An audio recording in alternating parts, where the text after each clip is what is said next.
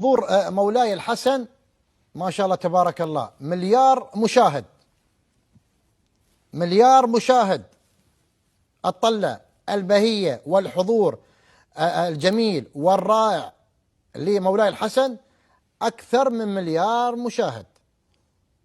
هذه معلومة حسب وسائل الإعلام العالمية. هذه أرقام عالمية صادقة أخ عبد الله. والدليل على ذلك يعني التركيز على حضور سمو ولي العهد فيه رسالة معناها الأساسي والحقيقي اهتمام المملكة بالشباب. صحيح. اهتمام المملكة بالشباب بالمستقبل. نعم، لأن الشباب هو يمثل عماد الدولة، أساس الدولة، مستقبل الدولة. صحيح. هو الفكر المتجدد، خلينا نقوله يبعث رسالة أنه هذه المملكة في خدمة الشباب، في خدمة الرياضة والرياضيين، في خدمة كرة القدم. نعرف كرة القدم هي الصناعة الوحيدة في العالم التي تتطور كل يوم. هي الصناعة الوحيدة في العالم اللي عائداتها المالية أكثر ما يتصورها العقل على مستوى أشياء كثيرة، صح ولا لا؟ وزاد على النقل التلفزيوني والإشعاع. يعني كرة القدم أصبحت تقريبا هي المرآة، هي الصورة الجميلة التي تضيء عن كل بلد.